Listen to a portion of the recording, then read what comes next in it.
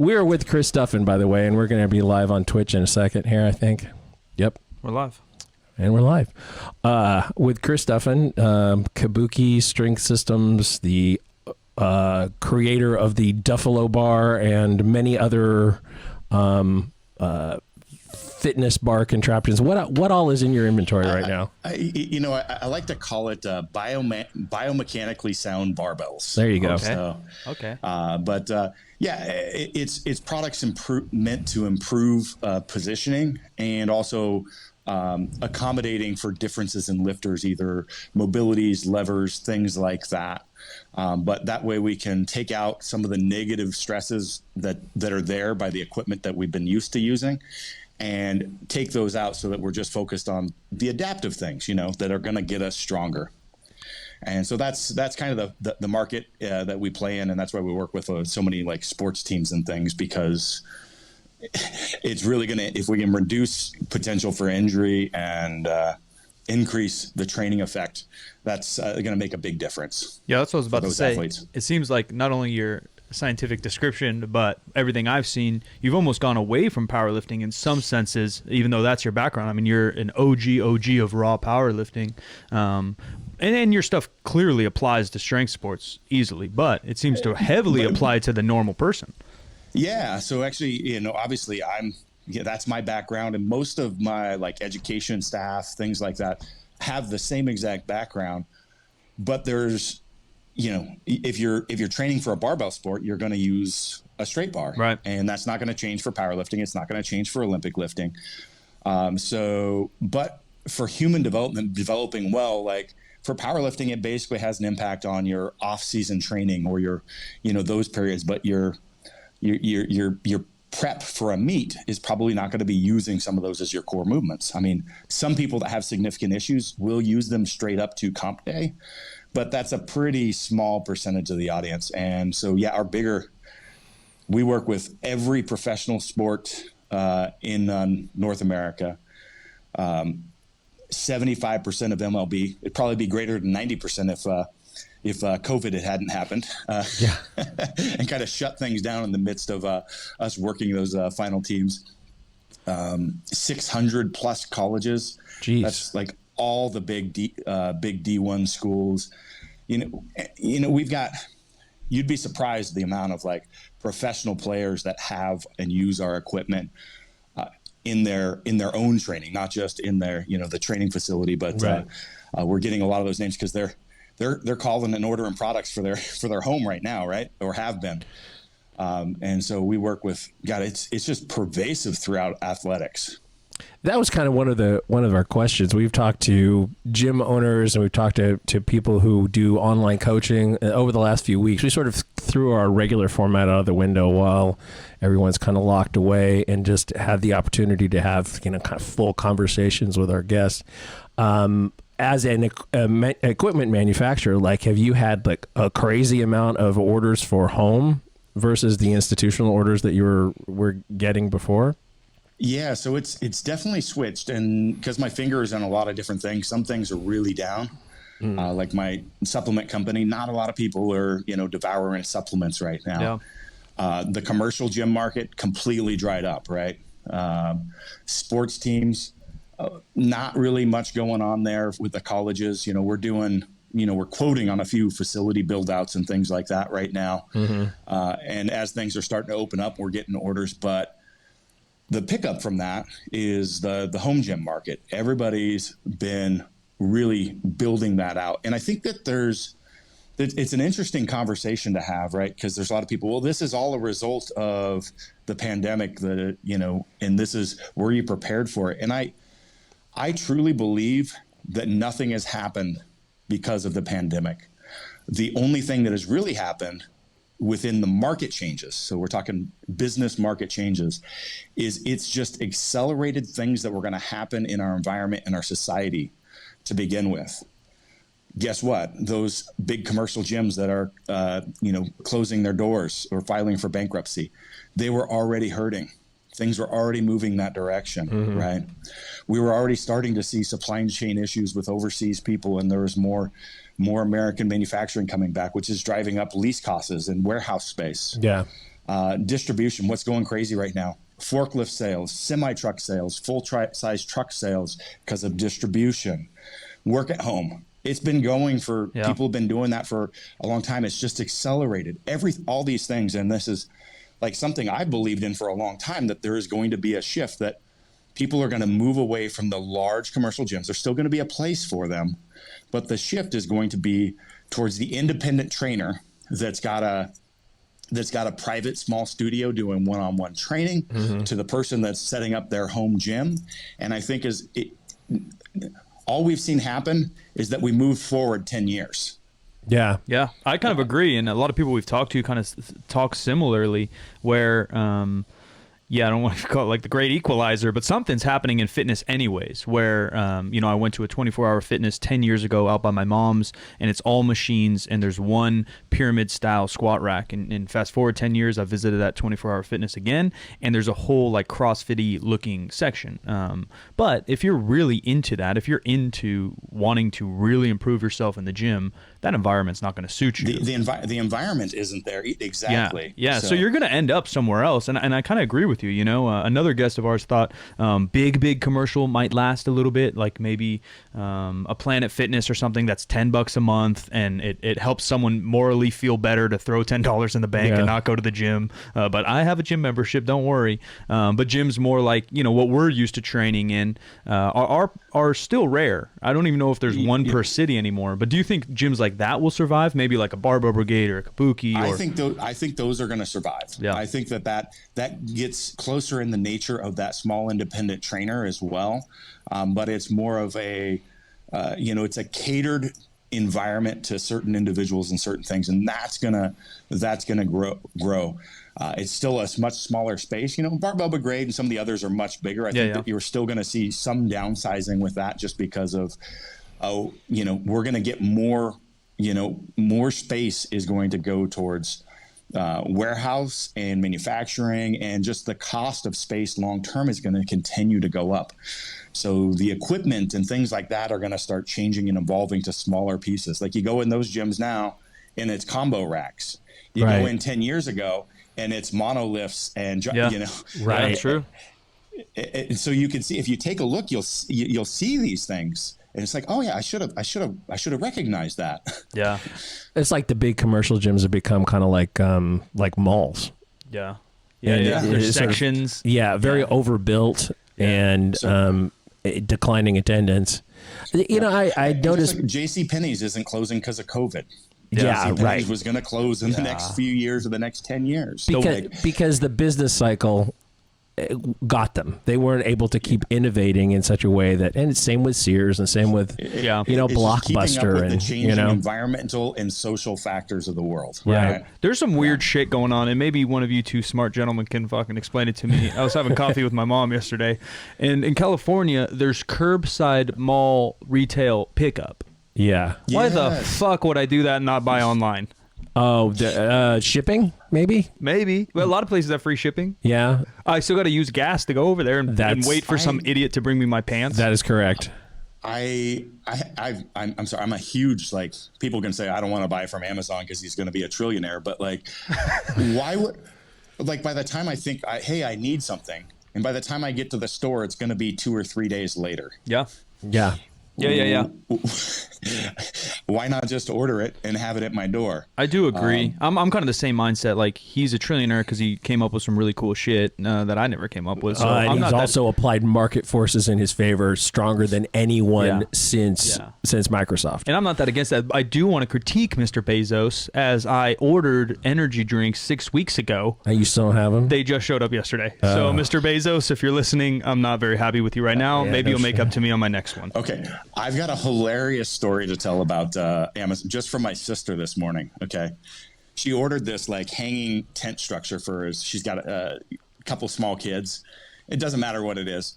Anyway, she's been waiting for a couple weeks. Finally, shipping order comes, says it's shipped. 2 weeks have gone by, still hasn't shipped. She reached out to them and they said, well, things are really slow with COVID. Hope you understand. If you hang on, we'll ship you a free Christmas tree. Your order may be here by December. And my sister's like, yeah, I guess I could see it. You know, if you're like working from home, you've had a few drinks and you get a customer complaint, and you're like, I'll give you a free Christmas tree in May.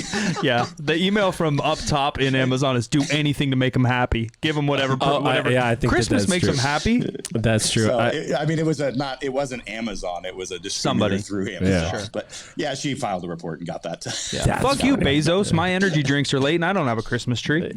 Yeah, you would have probably taken a I would Christmas have. tree. Fuck yeah, why not? This is new customer service. I'm going to go train my staff. Yeah, tell them. We ordered a Pulse Ox a couple weeks ago. Actually, probably about 3 weeks ago. My in-laws live like 5 minutes from us, and just, you know, they're in their 80s, and it just seems like a good idea to have one around.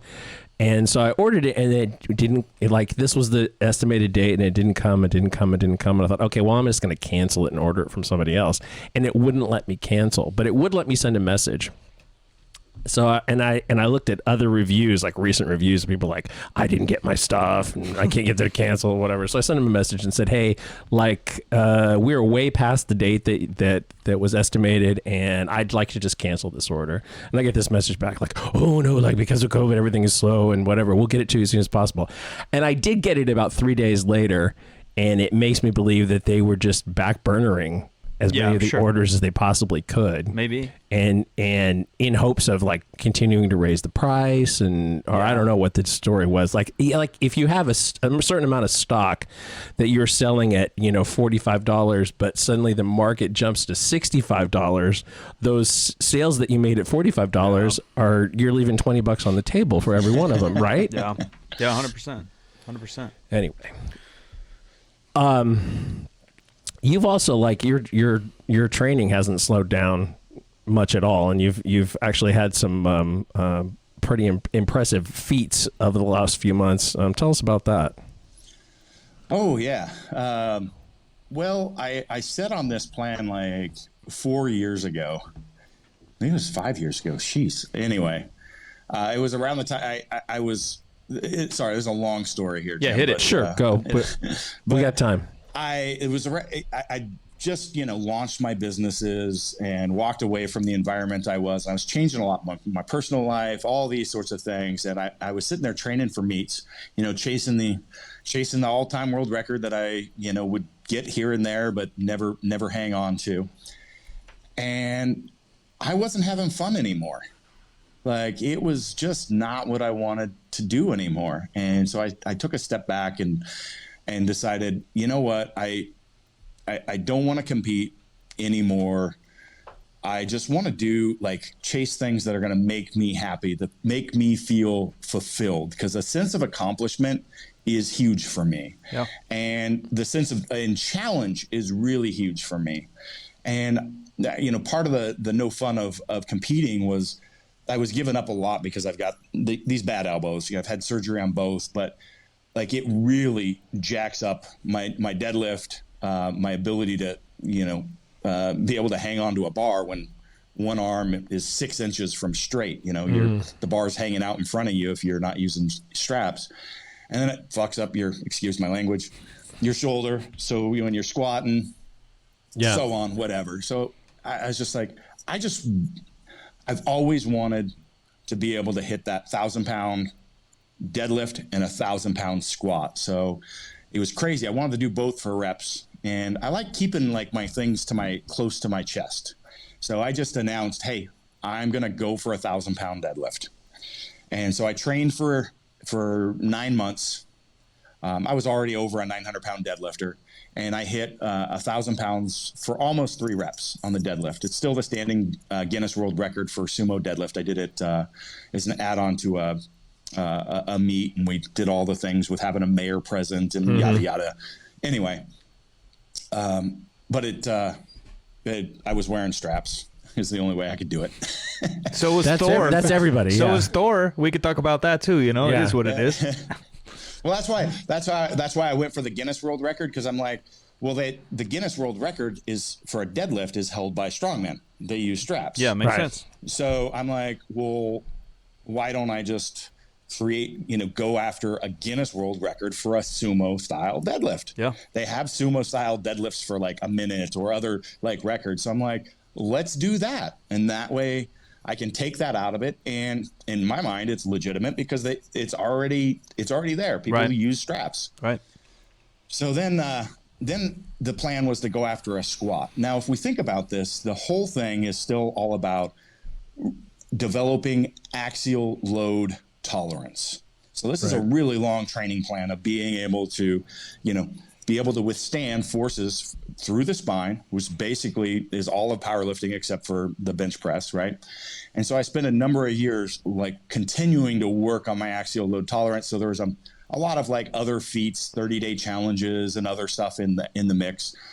And then getting up there in age and it's getting time. I'm like, I got to go after this. Some of my being heavier has taken its toll on me.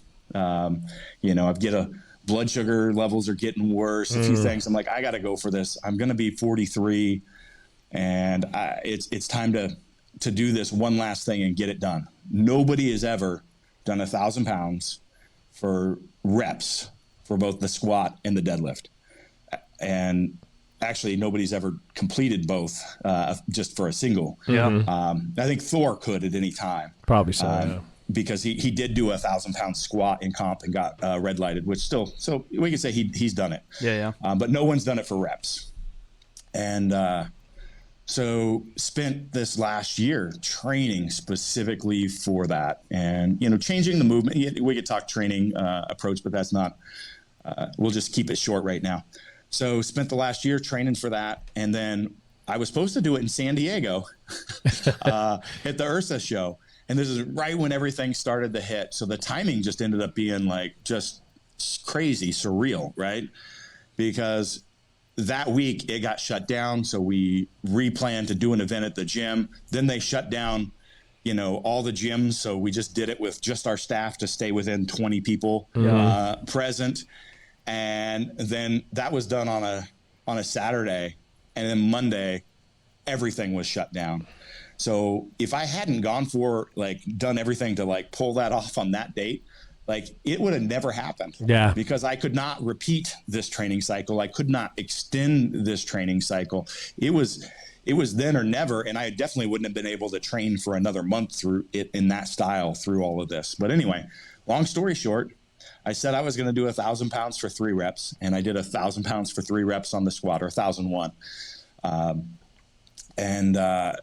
It was a huge deal for me. I mean, there's no record books. I'm not going to claim it's not something that that it's not. Right.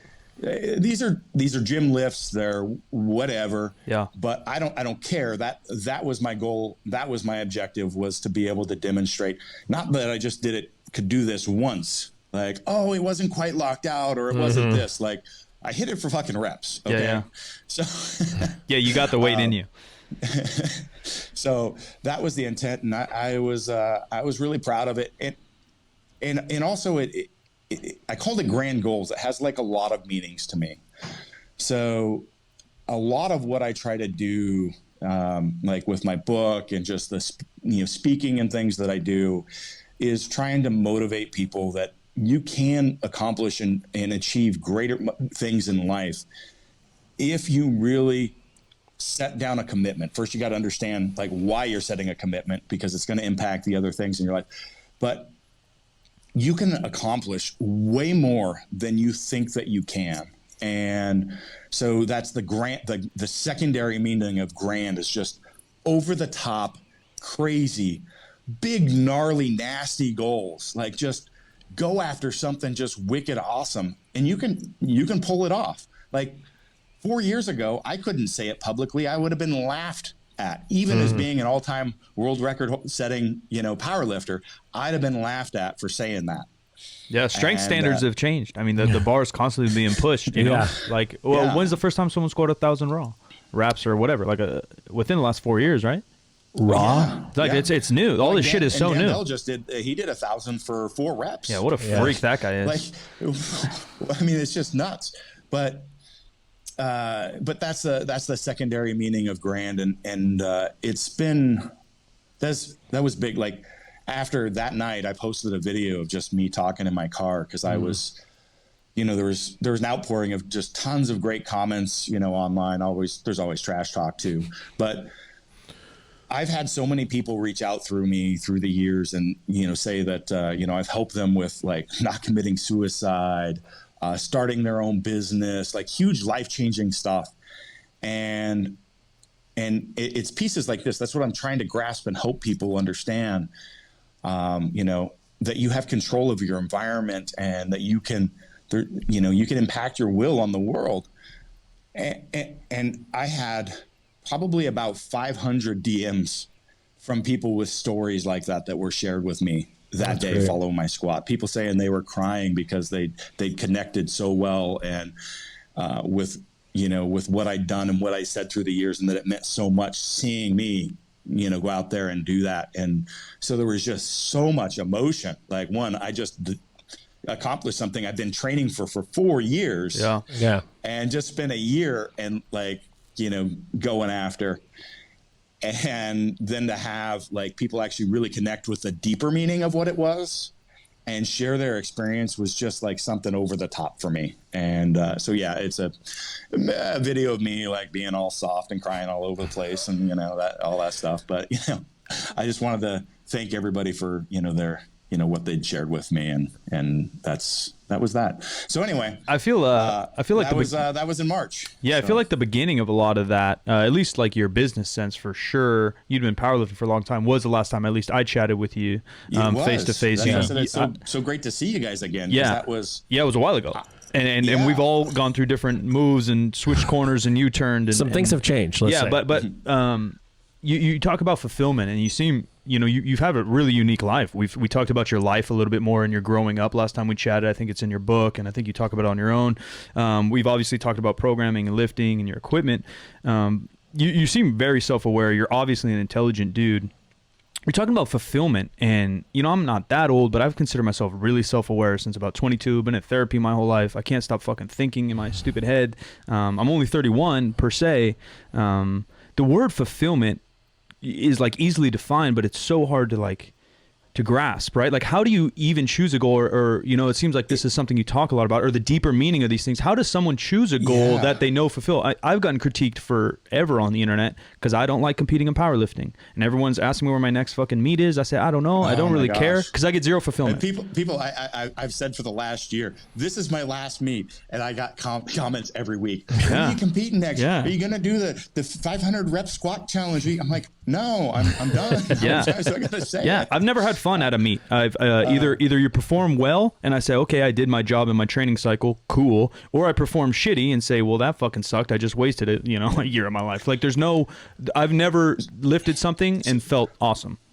There's an agony of defeat. Let's spend some time on this, Mike. Because this is a really important topic for me, and so many people get it wrong.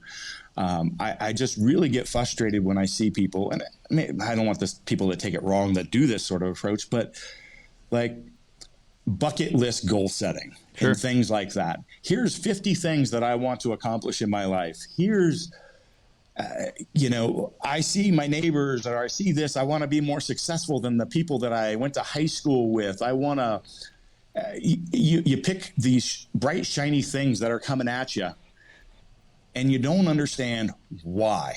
Yeah. And this is the piece I call, maybe I need a different word for it, but I call it values. Like, you have to just sit down and keep asking yourself and just peel back layers. Like, you've got to dig. I call it, I use 5 whys, which is a Japanese philosophy around like manufacturing troubleshooting. But you have to ask yourself why 5 times. Why do I want this thing? Come up with an answer. Why do I want that? And just keep digging those layers deeper. And you will come down to, and again, values may be the wrong word.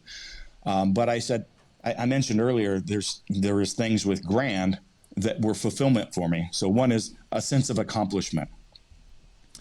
I like a sense of recognition I'll be straight up. You know, that's kind of an sure. egocentric one, but you really need to be honest with yourself in this process. Like, if I do something that's great, you know, release a new product that does, you know, great things for, you know, reducing injuries, I like to be appreciated. Of course. I think that's normal, and no one will admit it. Like, why do I make a podcast? Like, I want fucking people to listen to it. Like, I don't want to make a podcast just for my mom. I want challenge in my life. I want to chase things that, you know, scare me. I want to have a creative outlet. This was one of the big areas that I was lacking in my previous career. I made more money than I do now. That's for sure. I was sought after for what I did. You know, I was doing turnarounds for aerospace and manufacturing companies. But I didn't have a creative outlet. Right. And that's really, really important for me. So, you know, there's 4, you know, quick ones. Yeah, Another one for me is security. So anybody that knows my background could probably understand why security is really important for me. It is one of the reasons that I stayed with that prior career for so long instead of chasing the entrepreneur thing, because I wasn't willing to I was not willing to jump out there without having some level of knowing that I was going to be able to monetize it and be able to take care of my family and not put them at risk of, you know, being, you know, having stuff taken away from them for me chasing what I wanted to. Like, I want to have security for myself and for my family. That's 5 of like what I call my 7 core values that I've spent developing by asking these questions for a long time. Now, once you understand those things, you could go, you know, somebody could, you know, some kid goes, I want to be an NFL star. Sure. Why do you want to do that? Okay. And start diving leaker, because you may not be an NFL star. Only a few people are going to be. Yeah. But when you understand that, you can create other avenues that can give you the same things in life. So it opens up those things. So like my prior career, one of the things that I really enjoyed about it and that is my ability to have an impact on others, to coach, mentor, and help other people realize the same thing, that they can accomplish so much more, and to have that impact on changing their life. That coaching role I was able to do in a career through doing career development and making, you know, those cultural changes in organizations and having, you know, working with people and bringing about those changes in those areas. It wasn't the best use or the best amount of how I could reach as many people as I do today. Right. But I was able to get that nugget. And if I didn't know that, I wouldn't have been able to like seek that out necessarily within that and get that reward. So this is foundational. You start by establishing what are those things that you truly want to be and live, those core values. Okay. And they're not things. Notice not a single one of those was a thing that I could ever say, I have that. Right. Yeah. It's a way of living. These are just more intrinsic like features. So like I said, I need to do some more work at helping other people realize when they've actually hit that gold piece. Yeah. Because it's hard. All these targets, now, you know, it's hard for a lot of people, I think, like you said, because what is society telling us? What's Instagram telling us? What are we looking at? Like, oh, that guy made it because he has that Ferrari. Yeah. It's not that guy made it because he wakes up every morning happy to drink his coffee. We don't know. Yeah. Yep. Did he get the Ferrari because he wants that you know, that sense of recognition, right? And he thinks that he'll get that. You know, I'm just using my values, right? Yeah, yeah. Or did he get the Ferrari because he worked his ass off so that he'd know that the Ferrari meant to him he's had enough financial success that he has security. Right. Now here's, and I use that exact analogy in my book, because if the Ferrari is the goal that you've set without knowing why, you could go take a massive loan and leverage to get this Ferrari because it means security to you. And you've done the exact opposite of what you want in life. Yeah, yeah. And that's why it's important. You have to start with these core nuggets before you start walking into the process of actually setting goals. Yeah, yeah. So goals are things that are going to help you realize and live a life that's going to execute those values, right? So that's why it's so uber important, and that's why when you brought this up, I'm like, let's dive. Yeah, Let's dive no, I think here. it's good. I think it's really good. What do you? Because you got to do that before you even start the goal setting process, and that's where people go wrong. I think about this. I'm not very systematic, and I know your background. You're very systematic and organized in your thoughts, and so I think about all these things, but they're all like little bubbles in my head. And you drew this line, which is much easier to learn and teach. Yeah. My issue for me, and I think for many, is that even if you have these values, I guess if you have these values and you can really break that all down, all's well and dandy, because then it leads you into what's next, right? But I think that's very difficult for most people. And I think another thing, it's a lifelong process. It's honestly. Fucking yeah, and it may evolve. The targets may change. Maybe you're wise. Sit down for 30 minutes on a Sunday night and hammer this out. Exactly. Yeah, exactly. Yeah, one beer and here we go. I guess for me, what are your thoughts on even having too many goals? Because I think a lot of people, or any goal, like direct goal, I think the issue for many, and one for me, is that because, again, society pressure, maybe our jobs style pressure, is that you need to be, they force you to feeling you need to be making constant progress to be worthy of whatever, right? If you have 100,000 subscribers on YouTube and you're really helping people, you enjoy what you do, but your subscribers aren't growing, you're a dead YouTuber. Yeah. You're a dead fucking YouTuber. You're not doing it right? That's me. Yeah, like, and that feels bad. Like, right? Yeah. But, and whether that's truth or not. For that curated, those curated goals that get fed to us, yes. Right. 100%, right? 100%. And I'm wondering, how do you, and obviously you have such a solid foundation of what you're doing, but for the normal person, even with your goals, let's say, right? I'm taking your goals without your morals and foundation.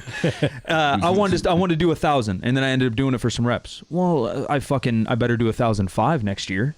Like, I better do 1,005. Yeah. Like, how do you feel fulfilled with that? Like, how does someone go through that? Because there's so much constant pressure to find the happy, to find the progress, to continue to get better.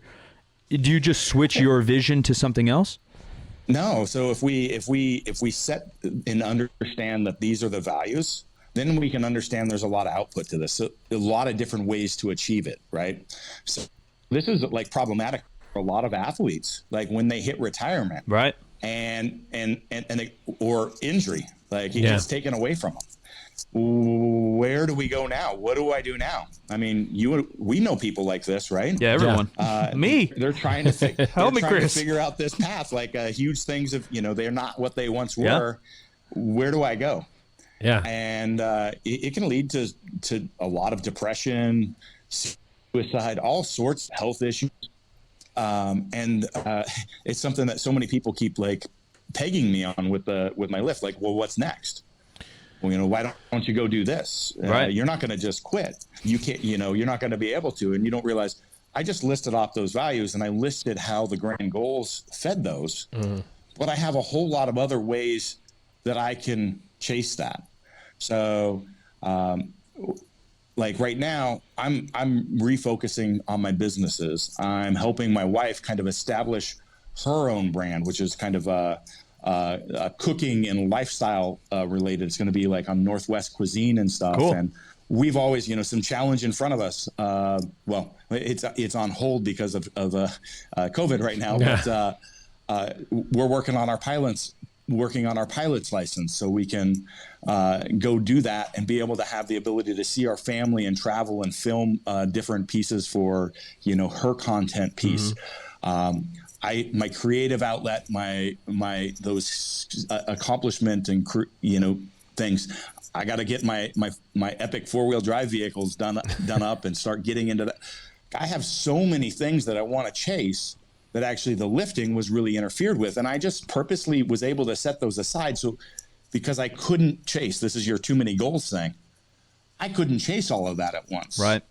So I had to go, this is going to take the priority because I have a limited timeline to pull these things off of a physical nature. And I have to set, no matter how much I want to complete and do these things, my priorities is, my family is first, right?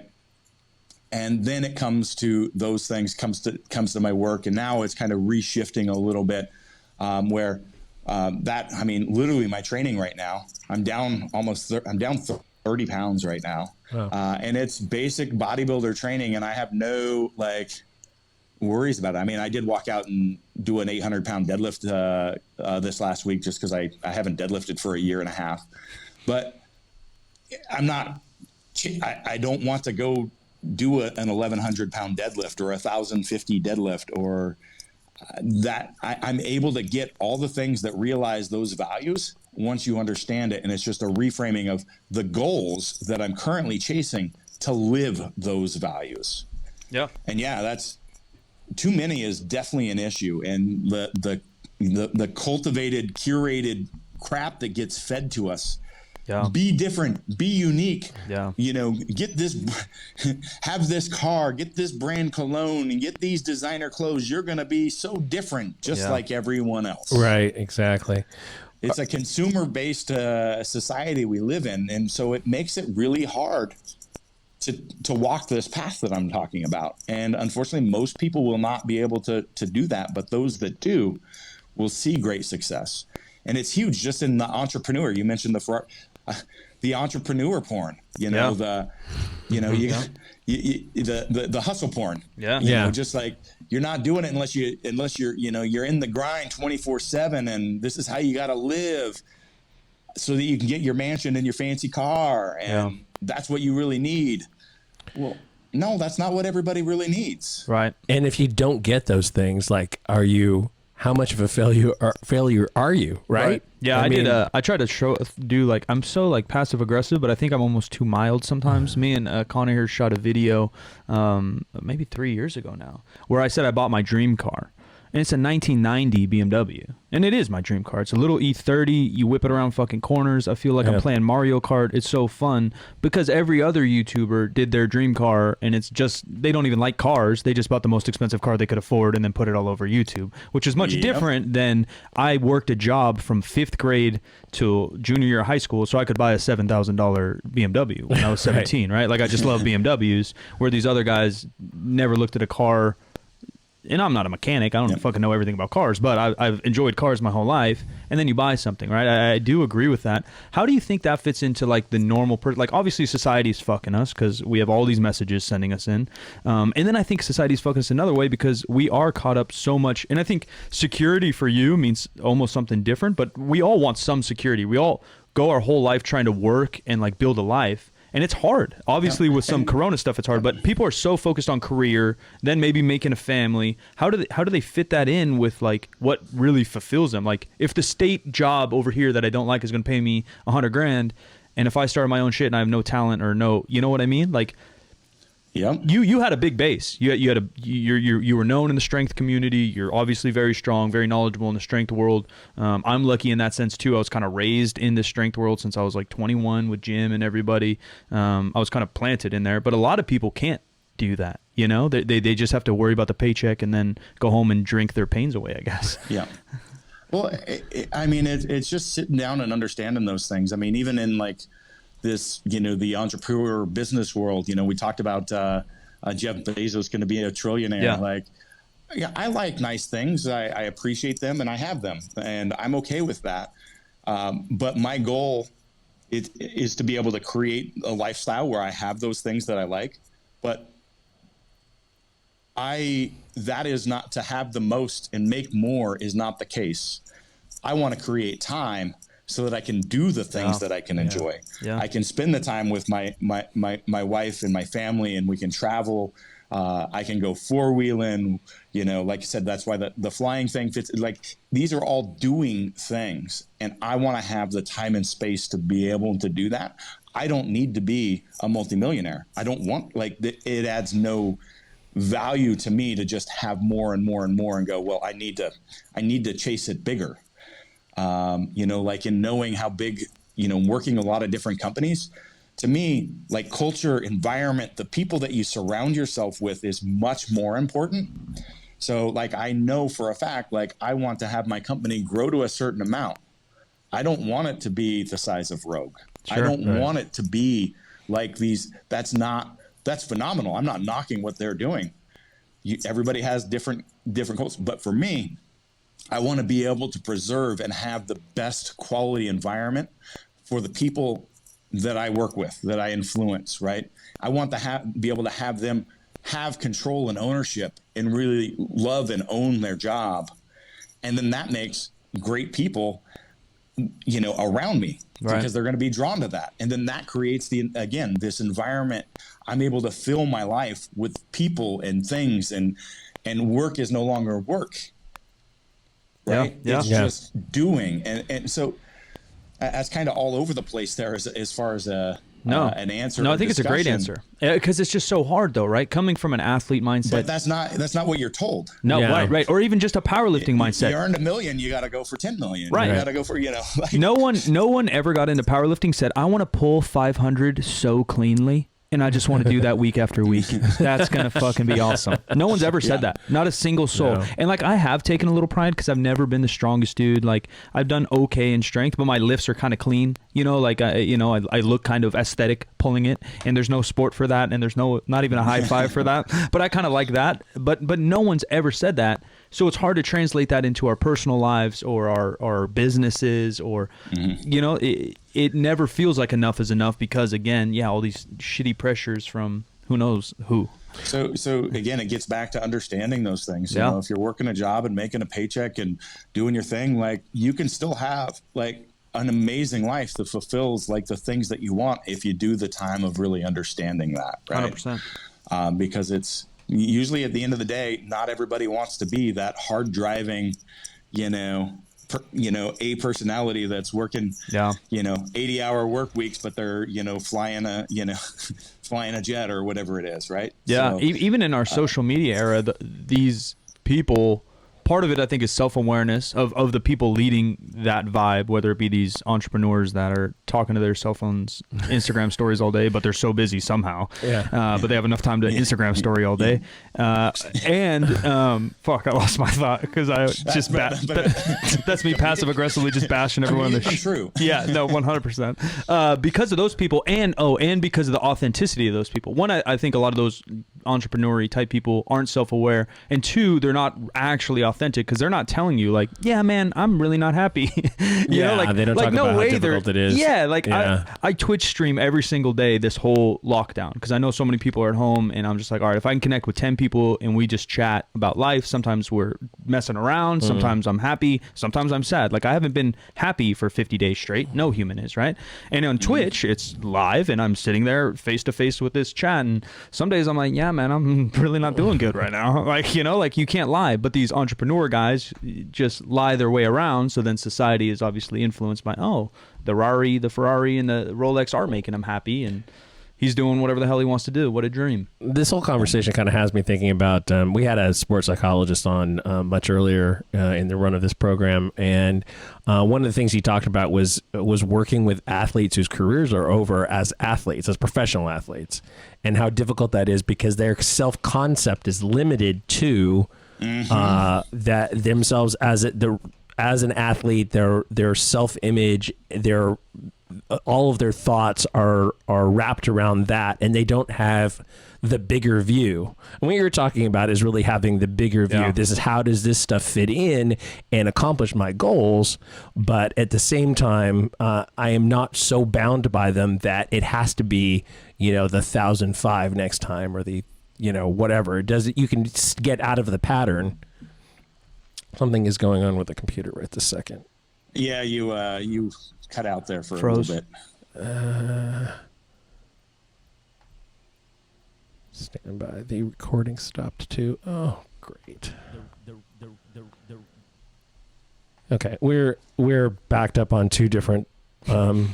Something's catching it. Yeah, we're on two different sources right now, so we should be okay. I don't know exactly what's going on. Every once in a while, this computer gets upset. Now it's over 5 years old. That might have something to do with it. We got a lot going on. We have a live TV set up in a loft at Jim's house.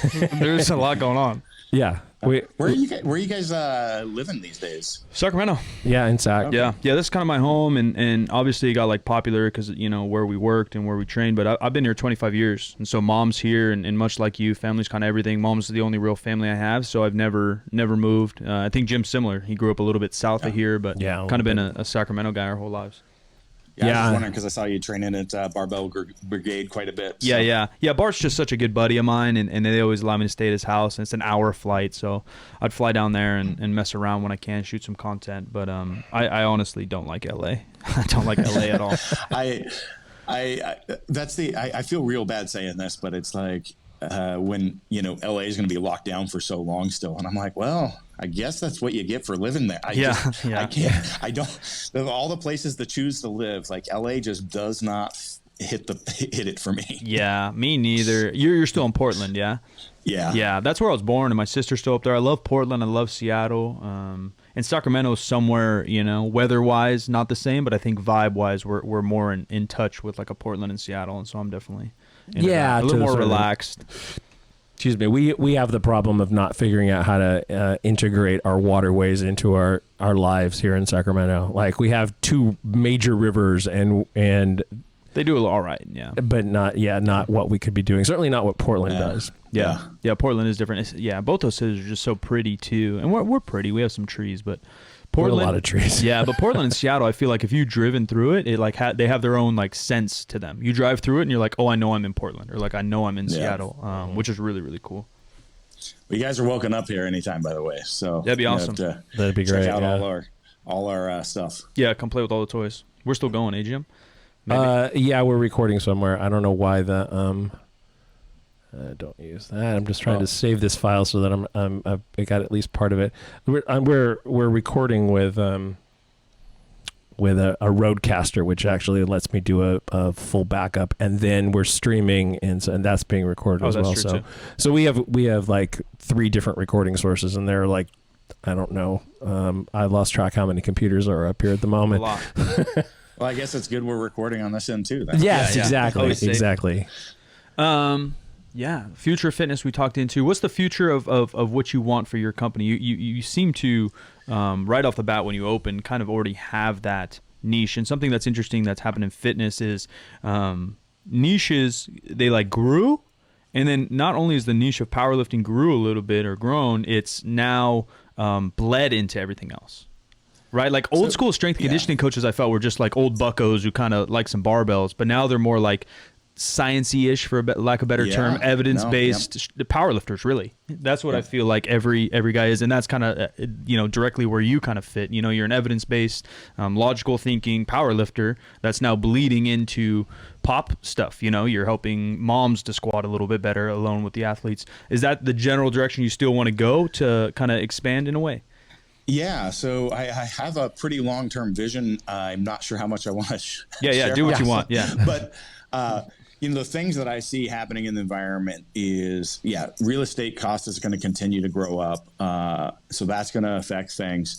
But for me as a company, what I like to do is be able to put principles in place, both around loading, basically training methodology, and the equipment that we're using. So our line of equipment includes movement preparation tools, training tools that are biomechanically sound.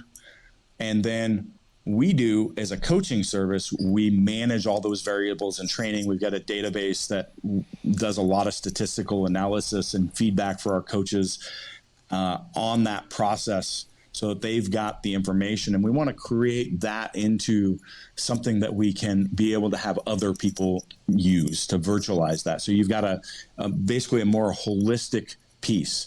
So long term, I'd like to see like a lot of like independent training centers that have, and some of the stuff we haven't built yet because I don't have racking yet, and machines and things that are really built around this, being able to rapidly accommodate for variability in lifters from one to the next, and different, leverages and different mobility restrictions and all that.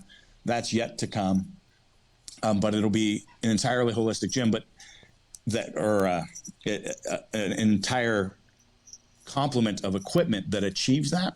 And when you take that in mind, it also minimizes space. So it's not stuff that works well in a commercial gym environment, because you're going to have a barbell system, a pulley system. It can be set up and you can train 12 to 15 people at a time on whatever movement you're doing, but you're not going to have it dedicated necessarily to one thing, right? So one that gets a really like economical package for people that want to do the right thing, so that in a small space, they can run a successful business. That's what I want to do. I want to support people that are working that direction, understand these concepts, provide them long-term education. So our certification system, we're virtualizing some of the content. We're going to be adding for our certified coaches, continuing monthly ongoing education, and then develop the training management tools into a platform that other people can use as well. So you get this entire scope in a package that you could, start up in a very small space, let's say a double car garage type space, and we can help, finance that, get people running, and that way we can have the biggest impact on the world of getting people trained in their, in some great approaches, providing them ongoing education, all the tools, everything that they need to be able to positively impact. And so that's where I'm going with this. And so there's a lot of steps along the way. Like I said, we haven't even finished, the equipment design, but as people come to me all the time, they're like, I've got a great idea. This product can sell great. I'm like, well, that is a great idea. It probably sell great. Yeah, go make it. But it doesn't, but that's not my goal. Right. That's not my goal. So I'll turn these people down. They're like, I don't understand. I'm like, well, my goal isn't to sell a bunch of stuff. Right. Like, that's why everything that we bring to market, like people are like, oh, I never thought about this before. It's different, but we have to educate people on, like, this is what it does. This is why it does it. Cause it's entirely new and different because it has a purpose. Like, our products are not created from marketing analysis and seeing that this is doing well in the market. It's created from education first. What are our principles that we believe in for both loading and movement? And then what gaps do we see? Are there gaps? Then we work on filling them. And that's why you don't see a lot of basic standard stuff that we could be making and selling. I just don't have an interest in it. Which is an interesting take on things, but that's the mark I want to leave on the world. I want to have, through my career, through my lifting, I've seen lifting be such a detrimental thing through the years when it's executed poorly. Yeah. And it was for a really long time, and it still is a number. It's just a lot better. And also, so many people aren't understanding that load and stress and challenge are actually great things for anyone. If you're a 65-year-old grandmother and you're in back pain, being able to learn the principles of, like, how to deadlift a kettlebell off the floor can change your life in a better way and eliminate the back pain, allow you to do things that you couldn't do on a normal basis. Right. And so being able to reach that, because this is something I'm just really passionate about, is helping people understand that stress and challenge, with the appropriate time to be able to respond and adapt to it, this is living. This is life. We have an adaptive response. As lifters, it. Like, if I quit going to the gym, what happens? I lose my gains, atrophy. Atrophy, the process of, withering away, and, I'm over exaggerating, but the process of leading towards death. Yeah. If we don't have stress as humans, that's what happens. So too much stress, like if I do CrossFit, 7 hours a day, 7 days a week, I'm going to get beat to shit. You're going to break down, and then that's why I wrote my book, The Eagle and the Dragon, is to share those experiences and those philosophies, as well as regards to mental, emotional, like all this stuff, is that you don't necessarily have to look at all these things as bad things in life. Some of things can be traumatic and really have an impact, but there's a lot of things that you can use to become a better version of yourself. And if you don't have those things in your life, you might want to seek those out at some level. And so, because it goes beyond just the physical nature of things. My businesses are all focused on the physical nature of it, but it's a much bigger thing. I mean, that's the Kabuki squat face. The squat face is all about,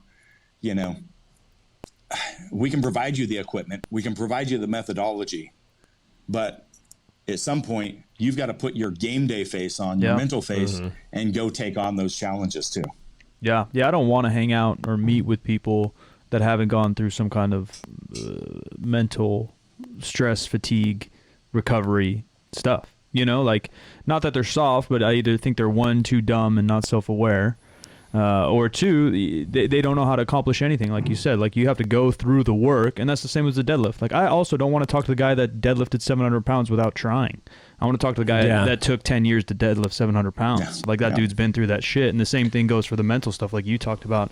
And I think you do a really good job of kind of mixing both, because you've been through both and you've been really open and authentic about it. So props to you for that, because the more authentic I think people with a voice can be, the better off we're all going to be and be able to learn from each other.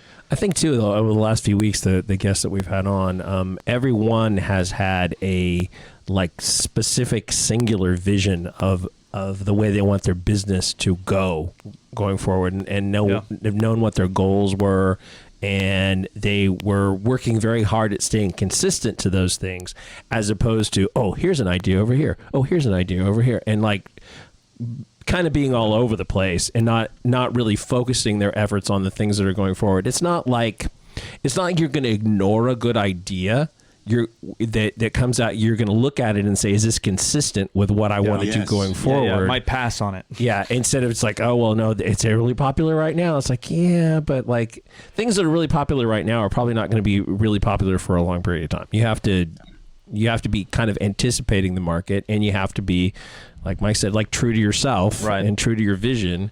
And if you're not, you're going to be all over the place, and things will eventually start to crumble. Yeah. And sadly, do you want to make $1 million off something that you truly don't believe in?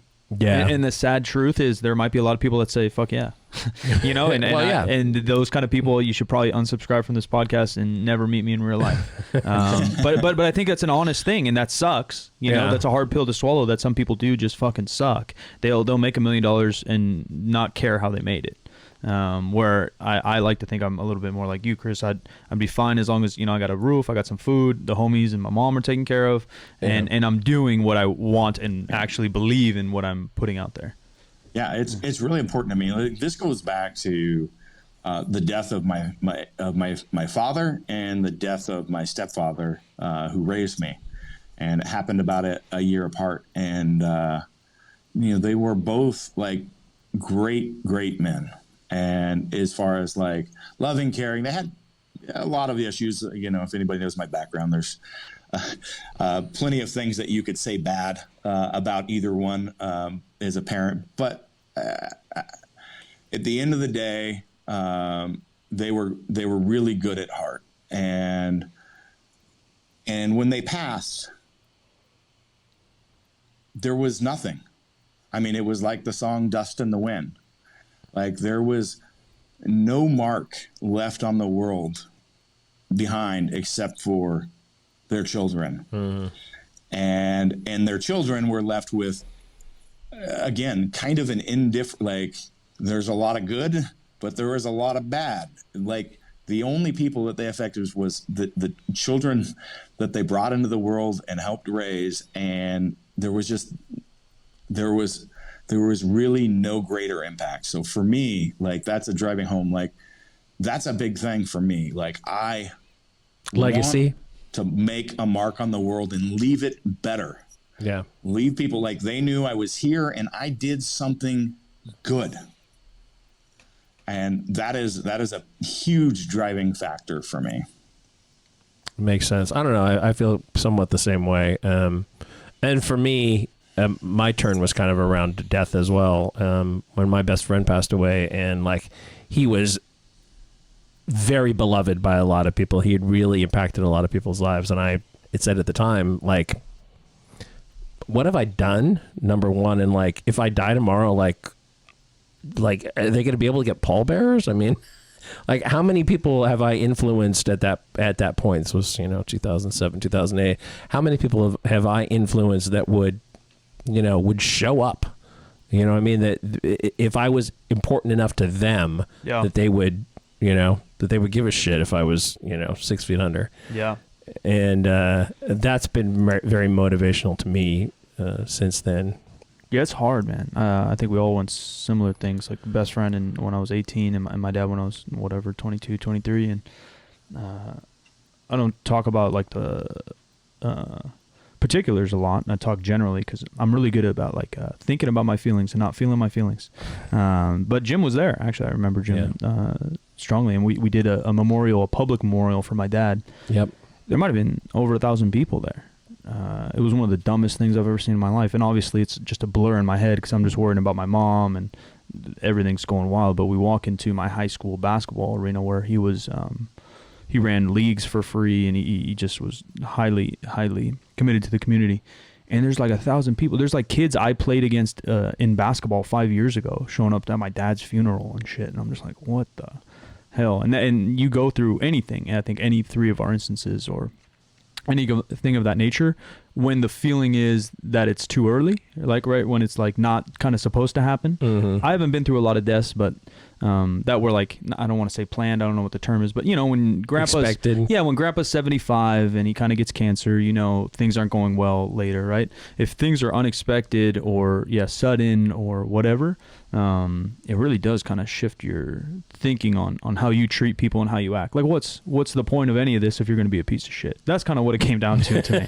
Like what's the point of anything if I'm going to be a piece of shit? If I'm going to lie, if I'm going to steal, if I'm going to mistreat people, if I'm going to scam, if I'm going to not go with what I literally golden rule, whatever you want to call it, treat people how you want to be treated, just be like a good human. And I just tweeted that out randomly. Like, it's so easy to find nice people.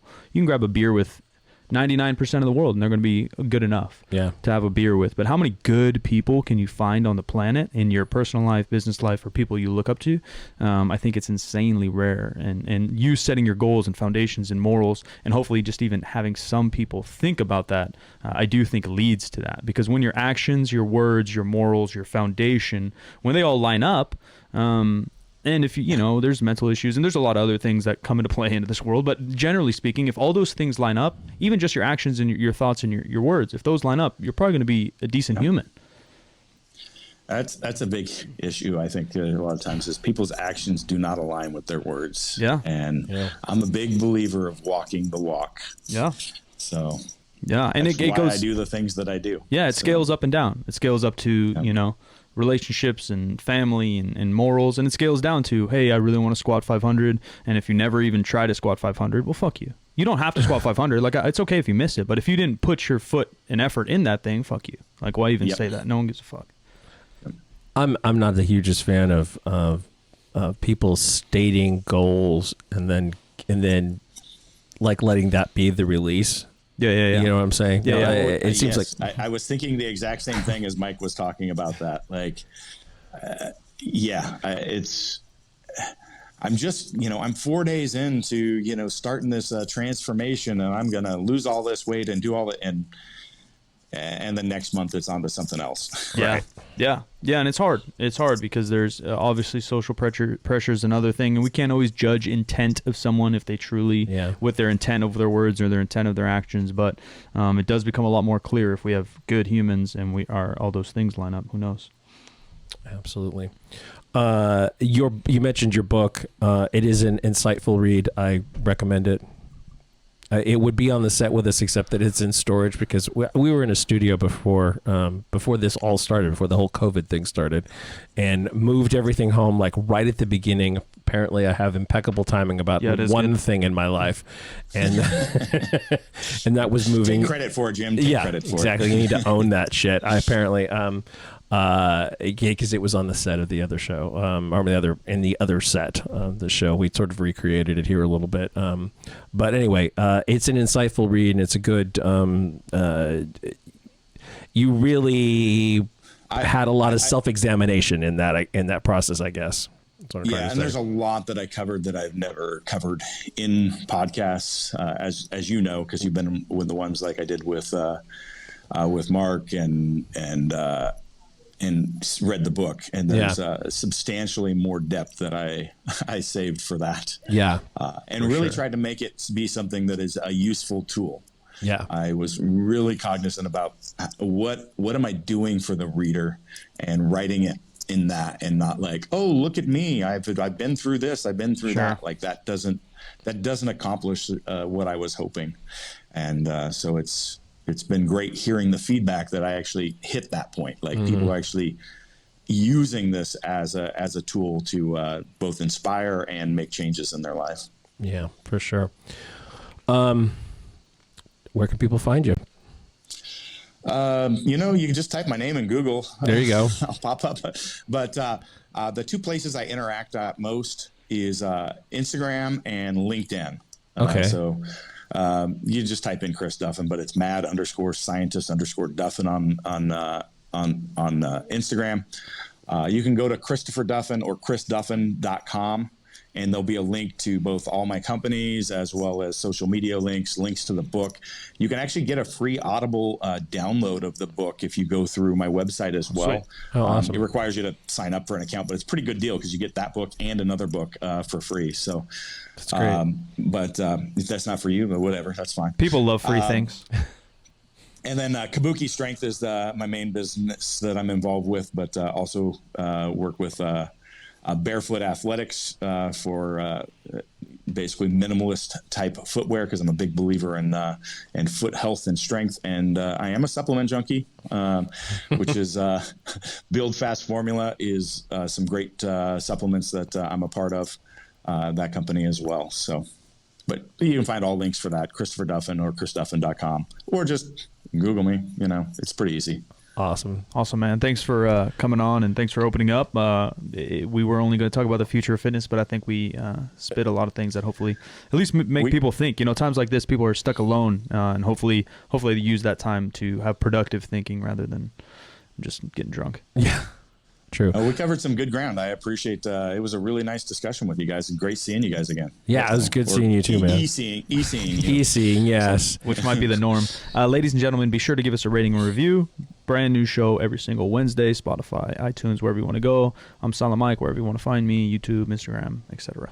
I am at the Jim McDonald on all the social media. The show is 50% facts, where percent is a word and 50 is numbers.